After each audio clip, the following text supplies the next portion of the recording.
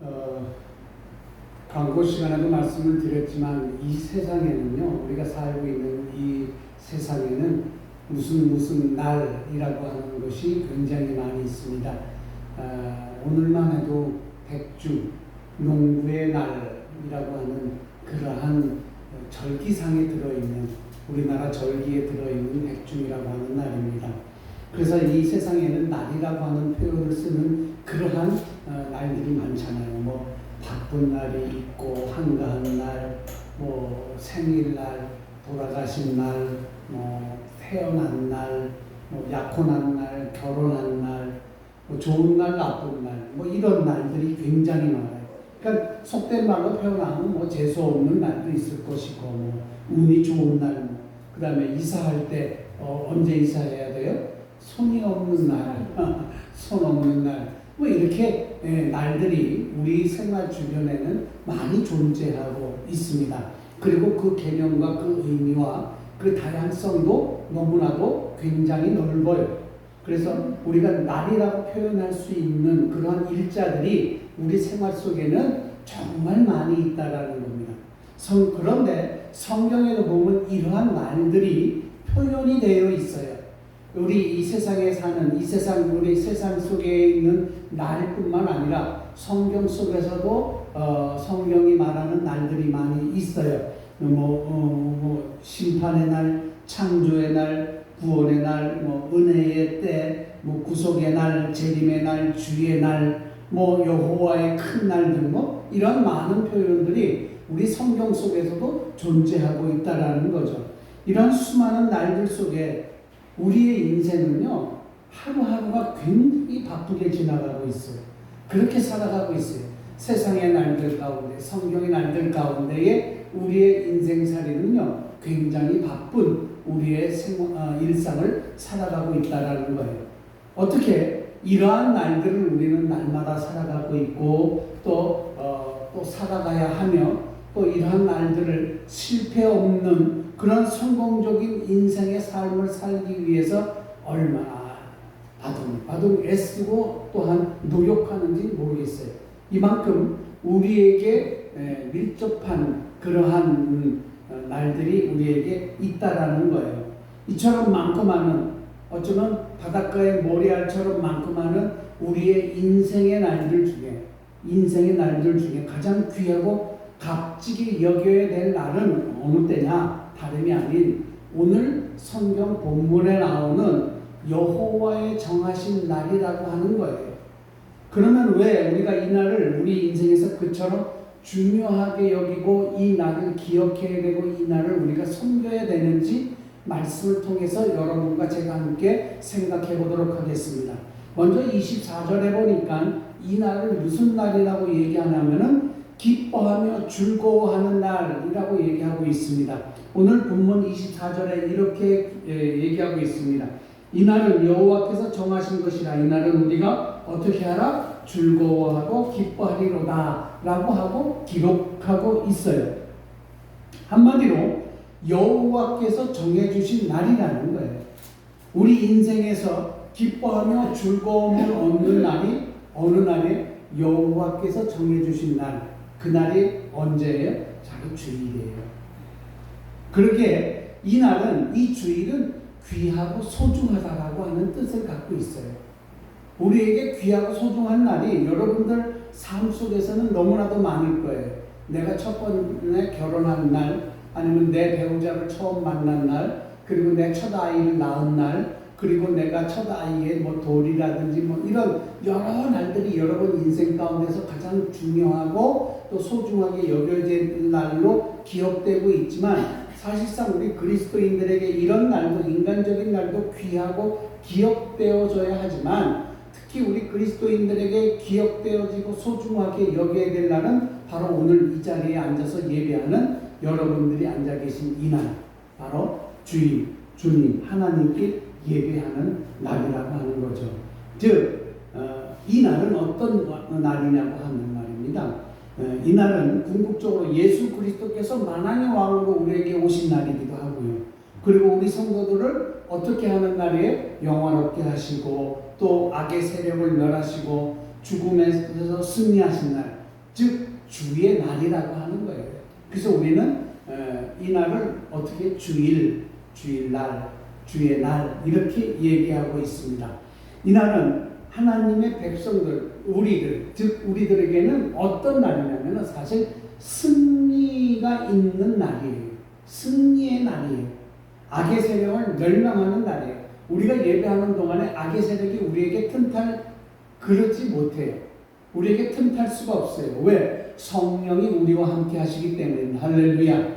예배하는 여러분에게 성령님께서 예리 여러분을 보호하시고 하나님의 능력의 두루마리로 여러분을 둘러주시며 여러분의 예배를 방해하는 모든 악한 것들을 하나님의 영으로서 지켜주시는 그날이기 때문에 우리는 이 날을 소중하게 여겨야 된다는 겁니다. 그래서 이 날은 악의 세력이 멸망하는 날입니다. 그래서 우리 성도들에게 있어서 이 날은 기뻐하고 즐거워해야 되는 것이 당연한 거예요. 그래서 주일만 되면 가슴이 벅차야 돼요. 막 주일 아침만 되면 가슴이 벅차서 빨리 갔으면 좋겠다. 뭐 이런 마음이 생겨야 되고, 그리고 예배 드릴 때는요, 여러분 뭐 일상생활에서 피곤하고 뭐 그런 몸이 고달픈 거는 있어요. 그러나 예배 드릴 때만큼은 이런 것들을 잊으려고 노력을 하셔야 돼요. 그래서 어떻게 되는지 하나님의 말씀을 하나라도 더 듣고 더 그 말씀에 내가 아멘하고 그 말씀에 동의하면서 내가 하나님의 말씀대로 실천하기를 더욱더 힘쓰는 그러한 시간이 이 예배 시간, 1시간 이 안에 다 들어있다라는 거예요. 이 날이 그래서 중요하다라는 거예요. 그래서 이 날은 어떤 날이냐? 아까 왜 중요한 날인가 해서 첫 번째는 기뻐하고 즐거워해야 될 날이기 때문에 중요한 날이라는 거예요. 그러면 그 다음에 뭐 때문에 중요한 날이냐? 25절에 넘어가니까 오늘 25절에 이렇게 얘기합니다. 25절에 여호와의 구하옵나니 이제 구원하소서. 여호와의 우리가 구하옵나니 이제 형통하게 하옵소서. 25절에 보니까 어떤 날이에요? 구원과 형통을 위해서 기도하는 날이다 라고 하는 거예요.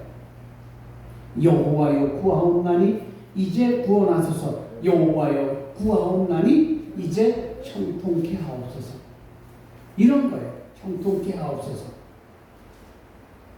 한마디로 주의 날은요, 우리 구원을 위해서 기도하고 우리의 필요한 것을 구함으로 형통하게 되는 날이에요. 그러니까 나의 구원을 위해서 기도하고 나의 구함을 통해서 나의 삶이 형통하게 되는 것을 구하는 그런 날이라고 하는 거예요. 여러분, 우리 주님께서 우리에게 주의 날을 정하신 것은 우리가 아침 일찍 이 주일날 잠 못 자게 우리를 괴롭히시기 위해서 이 날을 정하신 날이 아니에요. 내가 조금 더 잘 수 있는데 교회를 가야 돼. 일찍 일어나서 교회를 와야 돼. 여러분을 괴롭히기 위해서 이 날을 정하신 날이 아니라는 거예요. 이 날을 우리에게 주신 것은 우리 인생들로 하여금 주님 전에서 이 교회 안에서 기도하고 구원받고 형통함을 받기 위한 그러한 아름다운 기회를 주신 그날이라는 거예요. 그래서 오늘 여러분이 예배드리고 있는 이 시간은 여러분의 구원함과 여러분의 삶의 형통함을 위해서 기도하는 시간이라고 하는 거예요. 그래서 이 날이 중요하다라는 거예요. 구원함과 형통함을 위해 기도하는 날이고, 첫 번째는 기뻐하고 즐거워하는 날에서 우리는 또 기억해야 되고, 구원함과 형통함을 위해서 기도하는 날이기 때문에. 그런데 또 여기서 24절로 돌아가서 24절에서는 어떻게 이야기하냐면은 축복받는 날이기 때문에 우리가 기억해야 된다라고 해요. 주의 이름으로 오는 자가 복이 있으며 우리가 여호와의 집에서 너희를 축복하였도다. 24절에 보니까 그렇게 돼 있어요. 축복은 주의 집으로부터 임하게 된다는 말씀이에요. 그러니까 다윗은 이 일이 너무 좋아서 이렇게 고백했다라는 거예요. 나의 평생의 선하심과 나의 선하심과 인자하심이 정녕 나를 따르리니 내가 여호와의 집에 영원히 거하리로다. 이렇게 찬양을 했다는 거예요. 그러니까 신앙이라고 하는 것은 자신이 직접 체험하지 못한 한낱 그림의 떡이 아니에요. 신앙은요, 여러분이 신앙 생활을 통해서 체험할 수 있는 복이에요. 할렐루야. 이 복이 여러분은 저 사람이 저렇게 복을 받았구나. 저 사람 예수 믿고 나서 저렇게 잘 됐어. 이렇게 남 얘기하는 그림의 떡이 아니라는 거죠. 그 복이 바로 그렇게 고백할 수 있는 여러분에게도 함께 있다라는 거예요. 언제? 주님 앞에 예배하는 이날에. 할렐루야. 이날을 잊지 마시길 바랍니다. 그러고 나서 27절로 훌쩍 뛰면서 이날은 어떤 날이냐? 27절에 희생을 드리는 날이다. 이렇게 기억합니다. 27절에 보니까 여호와는 하나님이시라. 그가 우리에게 빛을 비추시며 밧줄로 절기 제물을 제단불에 벨지어다. 이렇게 말씀하셨어요. 여호와는 하나님이시라. 우리에게 비추셨으니 줄로 희생을 제단불에 묻지 않으면 온전히 제사 드릴 수 없다는 거야. 이 이야기는 뭐냐면 제사가 우리가 우리의 제물이 도망친다는 얘기가 아니라 우리의 희생 때문에 여러분이 오늘 드리신 이 예물이 여러분의 희생 때문에 드려진 것이기 때문에 이것을 받으시는 주님께서 여러분을 높이신다라고 하는 거예요. 그래서 여러분은 이날은 희생의 제물을 드리는 날이에요. 여러분이 하나님 앞에 예물을 드리는 날이에요. 그것이 선교 헌금이라든지 10의 1조라든지 추정 헌금이라든지 찬양 헌금이라든지 감사 예물이라든지 여러 가지 예물의 종류들이 있잖아요. 이건 여러분의 희생을 드리는 거예요. 하나님은 여러분의 희생을 기쁘게 받으신다는 것이죠. 그럴 때 하늘로부터 어떤 일이 있냐면 여러분에게 축복의 응답이 임해진다라고 하는 거예요. 이걸 믿으셔야 돼요.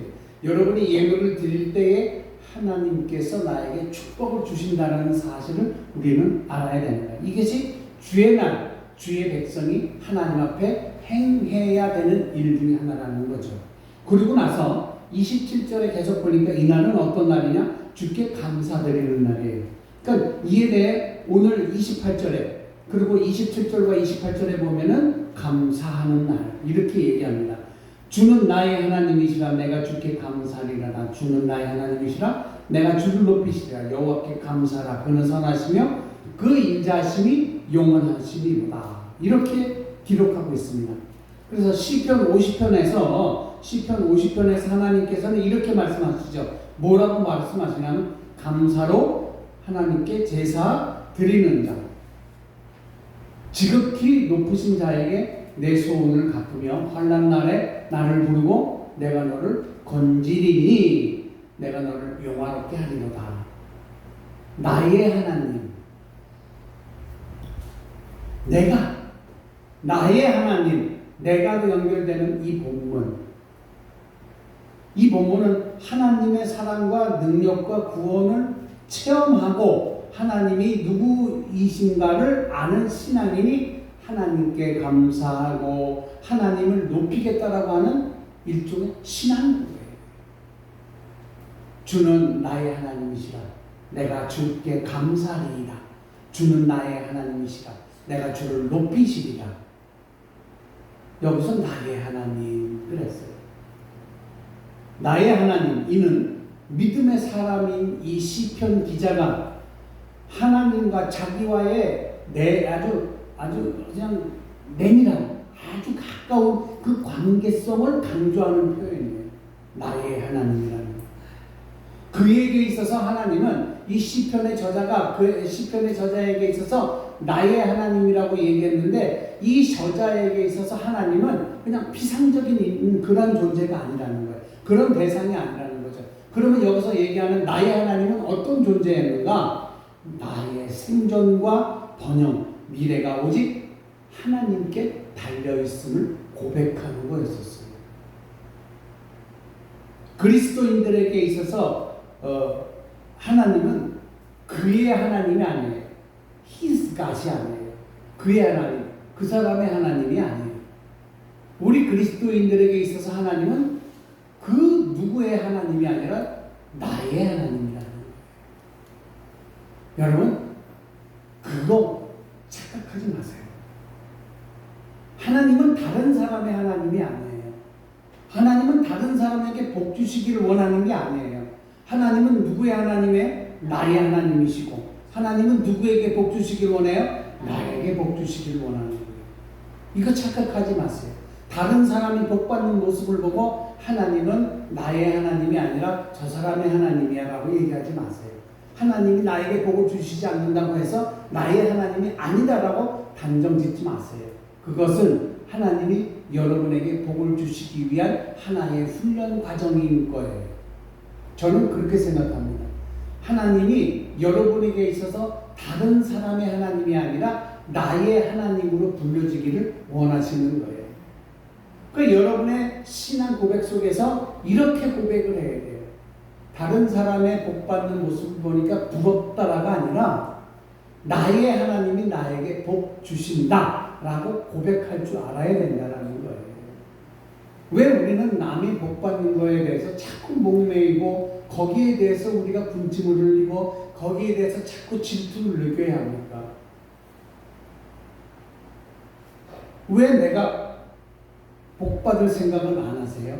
왜 내가 복 받을 일을 안 하세요? 왜 나에게 복이 없다라고 생각하십니까? 왜 나에게 복이 오지 않는다라고 생각하십니까? 복은 이 시간에도 여러분에게 가까이 와 있어요. 그리고 여러분에게 이미 임하고 있는지도 모릅니다. 그 복에 대해서 고백할 수 있는 지혜로운 우리 동화성결교회 성도가 되길 주의 이름으로 간절히 축원합니다. 고백해야 돼요. 고백해야 돼요. 고백해야 돼요. 하나님은요, 다른 사람이 믿는 하나님이 아니에요. 하나님은 누구 하나님이에요? 나의 하나님. 내가 믿는 하나님이에요. 내가 믿는 하나님. 물론 목사의 설교를 듣고 어떤 성도의 신앙 간증을 듣고 우리가 하나님을 믿는 게 아니에요. 물론 목사의 설교나 그 신앙 간증을 한 성도의 그 간증을 듣는 것이 내 신앙생활에 도움은 될 수 있어요.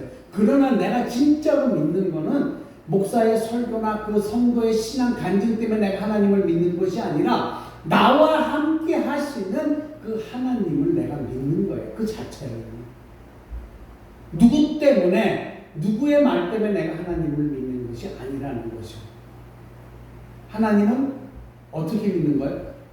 지금 나와 함께 하시기 때문에 내가 함께 하시는 그 하나님을 믿는 거예요. 할렐루야. 오늘 이 시간 진짜로 여러분 하나님과 함께 하심을 믿으시길 주의 이름으로 축복합니다. 맥주감사나 추수감사 예배는 매년 그냥 뭐 어떤 연례 행사로 드려지는 예배가 아니에요. 그런 형식적인 예배가 아니에요.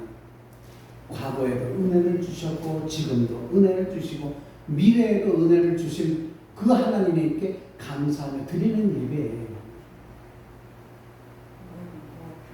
그래서 우리 그리스도인들에겐 특별하고도 뜻있는 예배가 바로 이 감사 예배라고 합니다.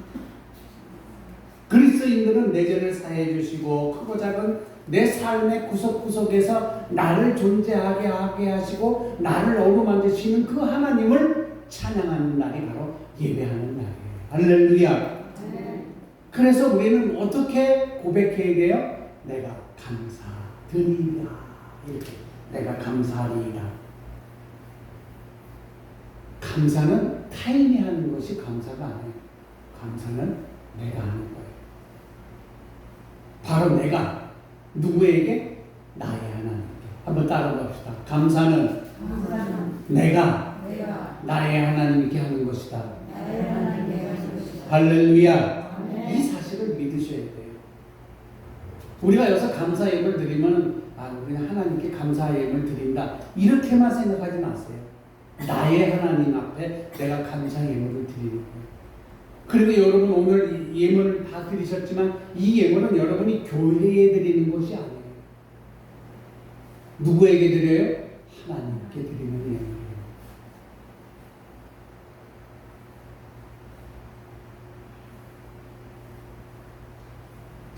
우리가 감사의 마음을 되찾아야 돼요.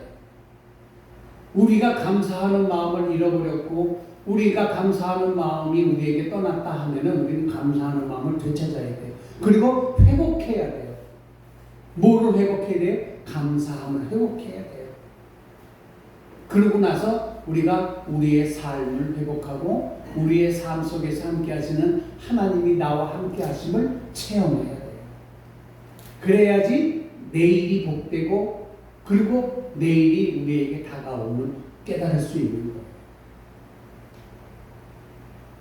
감사하지 못하는 그러한 나라와 그러한 우리 개개인과 우리의 그러한 감사하지 못하는 가정과 감사하지 못하는 그러한 교회는요, 늘 여기저기 분쟁이 있고 미움이 있고요, 그리고 문제가 생겨요.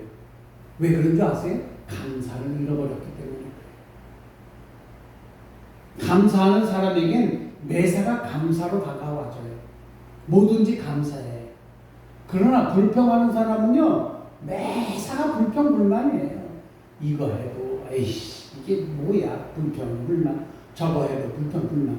그러나 감사하는 삶은요, 아이고 내가 이렇게 해야 되는데 이렇게 못했구나. 근데 이걸 내가 깨달을 수 있었어. 아이고 감사해. 이게 감사하는 삶의 삶이고요. 아이고 이게 내가 이렇게 못했구나. 에이 왜 이런 일이 나한테만 오는 거야. 이렇게 불평하는 사람은 매사가 그렇게 불평만 하고 살아가는 삶이 되는 거예요. 여러분은 어떤 삶을 택하면서 살아가시기를 원하십니까? 저는 여러분 매사가 감사하는 삶을 살아가시기를 간절히 바랍니다. 그래서 어거스틴이라고 하는 성자가 이렇게 얘기합니다. 우리가 올바른 생각을 할 때 하나님은 우리 안에 있다. 그리고 우리가 올바로 살 때 하나님은 우리 안에 계시다. 라고 어거스틴은 얘기했다는 거예요. 왜 없는 것만 가지고 불평불만하십니까? 우리는요, 불평불만할 때 있는 것 갖고 불평불만 안 해요. 꼭 없는 거 가지고 불평불만을 합니다. 그러나 여러분 가만히 보시죠. 지금 내게 있는 것이 얼마나 나에게 감사한 일인지 한번 깨달아 보십시오. 이것마저도 없었으면 나는 어떻게 했을까? 한번 생각해 보십시오. 야, 이렇게 없지만 이 없는 가운데서도 이것만이라도 있으니 내가 얼마나 감사해. 이렇게 생각하면 우리는 감사할 거리가 많은데요. 우리 일반적인 사람들은 어떻게 생각하냐면 있는 것보다 없는 것을 먼저 생각해요. 그러니까 우리 삶이 언제나 불평불만이 있는 거예요. 하나님에 대한 믿음이 세상적인 어떤 소유의 유무에 관해서 척도가 되어서는 안 돼요. 이 얘기는 뭐냐면 하나님에 대한 나의 사랑이 내가 세상에서 무엇을 갖고 있느냐에 따라서 하나님을 더 많이 사랑하고 덜 사랑하고 이렇게 척도가 돼서는 안 된다는 거예요.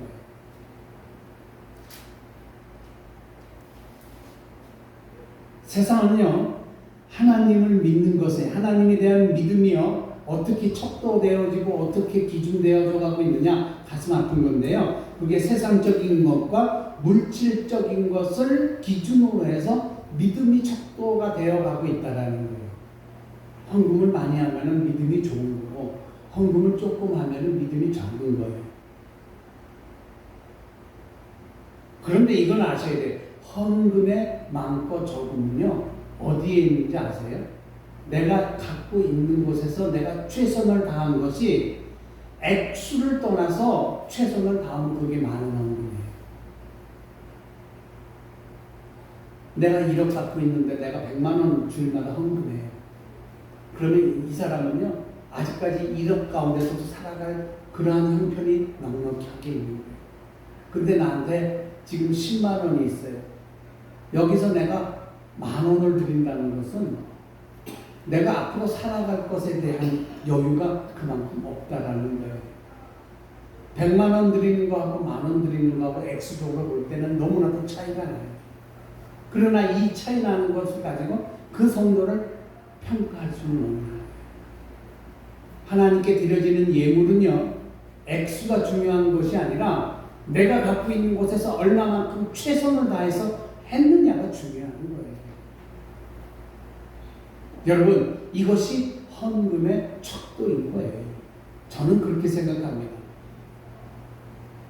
도시교회 가면은 잘 사는 사람이 있고 못 사는 사람이 있어요. 지위가 높은 사람이 있어요. 어떤 사람들은 헌금을 뭐 한 주에 뭐 매주 주정헌금을 10만 원씩 드리는 분도 있고, 11조로 100만 원씩 드리는 분도 있어요. 그런 사람을 부러워하지 말라는 거예요. 내가 내 삶 속에서 내가 가진 것에서 최선을 다해서 하나님 앞에 드리는 것을 갖고 여러분은 믿음의 속도를 구분할 줄 알아요. 나는 이렇게 최선을 다했습니다. 성경에도 나오잖아요.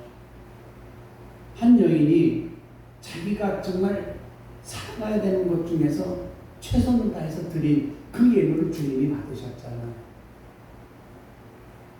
그래서 헌금은요, 액수로 하는 것이 아니라 마음으로 하는 거예요. 내 삶에 최선을 다해서 하는 거예요. 예전에 제가 이 송아지에 관한 예화를 드렸죠. 그 예화 중에 이런 게 있어요. 그 한 목동이 점박이가 많은 그러한 암소가 있고 점박이가 없는 검은 소가, 하얀 소가 있었어요. 근데 어느 날 그 두 부부가 다음에 애들이 새끼를 낳으면은 그러니까 제일 많이 점박이가 많이 나오면은 그걸 하나님 앞에 드리고, 그리고 하얀 소들이 많이 나오면은 그거는 우리가 그냥 하자, 이렇게 소유하자, 이렇게 됐어요. 그런데 그 다음에 새끼를 낳는데 점박이를 많이 낳는 거예요. 그랬더니 그 중에 군인이 딱 보더니, 여보, 점박이가 많은데 아무래도 조금 더 우리가 재산을 키우려면 점박이보다는 이 흰둥이를 드리는 게 낫겠지? 라고 하고서 하얀 것만 낳은 것을 예물로 드렸대요.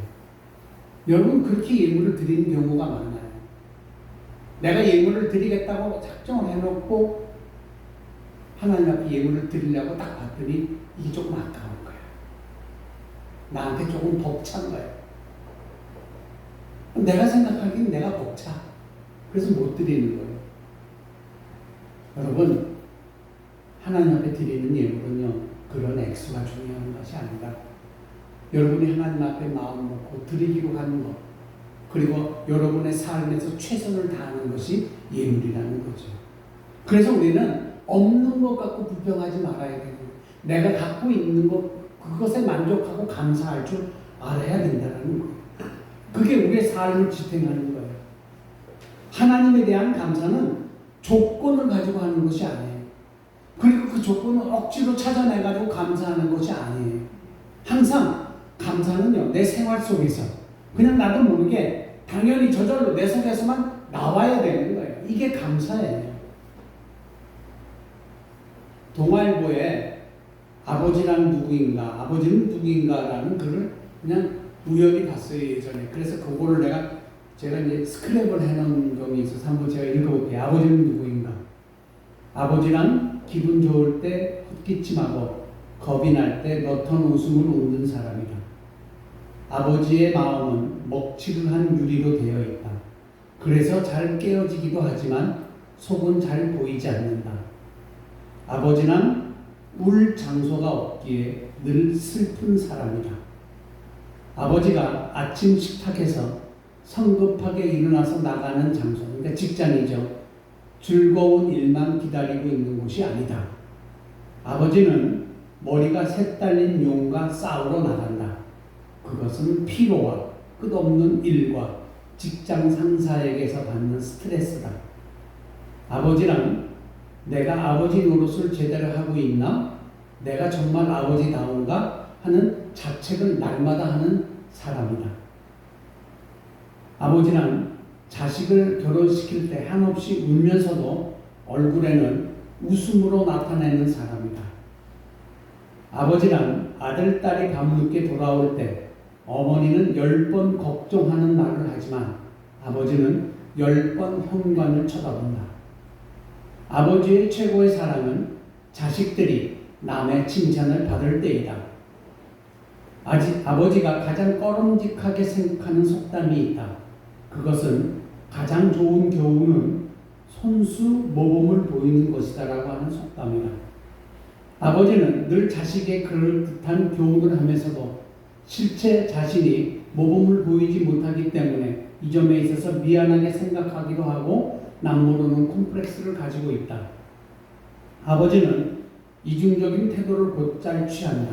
그 이유는 아들, 딸들이 나를 닮아주었으면 하고 생각하면서 나를 닮지 않아 주었으면 하는 생각도 동시에 하기 때문이다. 아버지에 대한 인상은 나이에 따라서 달라진다. 아버지에 대한 생각이, 현재의 생각이 최종적이라고 생각하지 말라. 아버지랑 돌아가신 뒤에도 두고두고 그 말씀이 생각나는 사람이다. 아버지랑 돌아가신 후에야 보고 싶은 사람이다. 아버지는 결코 무관심한 사람이 아니다. 아버지가 무관심한 것처럼 보이는 것은 체면과 자존심과 미안함 같은 것이 어우러져 그 마음을 쉽게 나타내지 못하기 때문이다. 아버지의 웃음은 어머님 웃음의 2배쯤 농도가 진하다. 그리고 아버지의 울음은 어머니의 울음의 10배쯤 될 것이다. 아들, 딸들은 아버지의 수입이 적은 것이나 아버지의 지위가 높지 못한 것에 대해 불만이 있지만 아버지는 그런 마음에 속으로만 운다. 아버지는 가정에서 어른인 채 하지만 친한 친구나 마음이 통하는 사람을 만나면 한없이 소년이 된다. 아버지는 어머니 앞에서는 기도는 안 하지만 혼자 차를 운전하면서도 큰 소리로 기도도 하고 주기도문을 외기도 하는 사람이다. 어머니의 가슴은 봄과 여름을 왔다 갔다 하지만 아버지의 가슴은 가을과 겨울을 오고 간다. 아버지, 뒷동산의 바위 같은 이름이다. 시골 마을의 느티나무와 같은 크나큰 이름이다. 아버지가 살아야 가정이 산다고 합니다. 자녀들이 아버지를 높이고 감사를 드리는 가정에 아버지가 살 수 있습니다. 여기까지가 동아일보에 나왔던 아버지에 관한 얘기입니다. 그래서 말씀드립니다.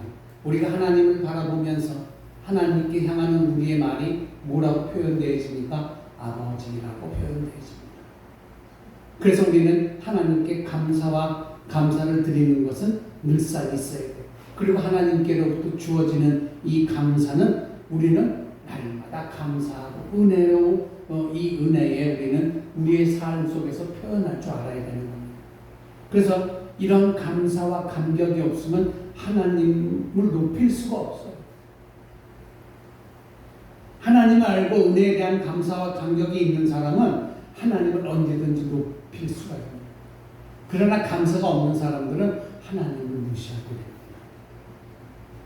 여러분이 하나님을 높이는 만큼, 하나님을 존중하는 만큼, 하나님 앞에 순종하는 만큼 하나님은 여러분을 높이 쓰십니다. 어떤 운동선수가 감독님을 믿고 열심히 운동을 하고 경기에 나왔을 때 열심히 했을 때 감독은 그 선수를 계속 그 시합 때마다 기용하는 것처럼 내가 하나님 앞에 감사하는 생활이 날마다 있을 때에 하나님은 여러분에게 하나라도 더 감사함을 주고 싶어서 복을 임하게 해주신다는 사실을 깨달을 줄 알아야 합니다.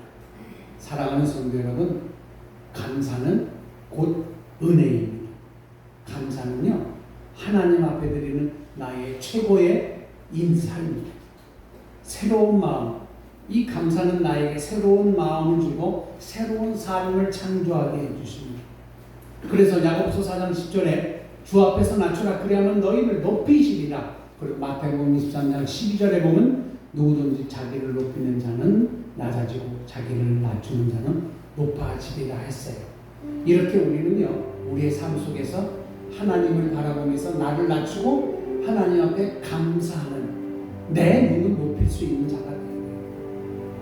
여러분, 내가 바라보는 것이 요만큼이었다면은 이제는 내가 바라보는 거, 하나님을 바라보는 나의 이 시야가 좀 넓어져야 돼요. 내가 여태까지 하나님을 바라보는 것은 요만큼의 구멍이었다면 이제 여러분들이 바라볼 수 있는 하나님은요, 여러분의 손으로도 감싸지 못할 만큼 넓은 공간이 되어야 돼요. 그리고 그런 눈으로 이 세상을 조금 더 넓은 눈으로 바라보면요, 내가 미워했던 사람을 사랑할 수가 있고요, 나에게 멀어졌던 사람을 다시 내가 가깝게 나에게 끌어들일 수 있는 능력이 생깁니다. 그래서 성경에는 이렇게 합니다. 하나님을 잃어버린 너희여 이것을 생각하라. 그러면서 그 뒤에 나오는 게 뭔지 아세요? 감사로 제사를 드리는 자가 나를 영원하게 하나니 그 행위를 옳게 하는 자에게 하나님의 구원을 보이리라 그랬어요. 이제 여러분이 바라보는 눈은요, 여러분에게 하나님이 주어주시는 그 감사가, 은혜가 그냥 얼마나 큰지 그걸 바라보면서 늘 감사하는 삶을 살아가는 여러분들이 되시기를 주의 이름으로 간절히 축원합니다. 여러분, 마음속에 감사보다 불평이 더 있습니까? 그렇다면은 지금까지 여러분에게 하나님이 함께 해주시고 주신 그 은혜를 생각하십시오. 하나님께서 내려주신 그 복을 하나 둘 이렇게 손가락 꼽아가면서 세어보십시오. 그러면은 어느덧 불평은 사라지고 여러분들의 입술을 통해서 찬양이 그리고 감사가 생겨나게 되는 것입니다. 어쩜 사랑이란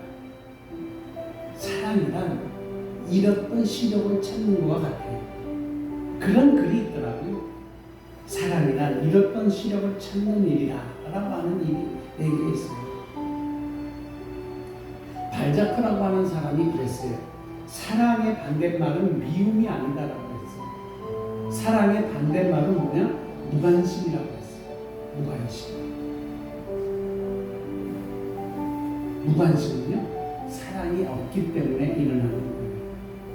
사랑만이 우리의 감긴 눈을 뜨게 하는 거예요. 이 사랑은 어떻게 생기느냐? 하나님이 주신 나의 은혜에 내가 감사로 보답할 때에 이 사랑의 눈이 떠 있는 거예요. 하나님께 대하여, 이웃에 대하여, 그리고 자연에 대하여 여러분들은 좀 더 열린 눈으로 바라볼 수 있었으면 좋겠습니다. 그래야 할 때 진정 내가 감사하고 높이는 일을 기쁨으로 할 수 있는 거예요. 내가 열린 눈으로 좀 더 바라볼 수만 있다면 여러분들은 이번 한 주간 살아갈 때 날마다 감사함으로 살아갈 수가 있는 거예요. 여러분, 속 좁게 눈을 뜨지 마십시오. 실눈 뜨고 세상을 바라보지 마십시오. 실눈 뜨고 저것이 무엇하나 이렇게 바라보지 마십시오. 눈을 크게 뜨고 하나님이 주시는 그 은혜를 더 많이 보시기 위하여 눈을 크게 뜨고, 그래서 내 눈이 열려서 이 세상을 바라보고 이 세상에 쏟아지는 하나님의 은총을 내가 바라보며 그것을 감사할 지낼 수 있는 이 한 주간을 지낼 수 있는 여러분이 되시기를 주의 이름으로 간절히 축원합니다.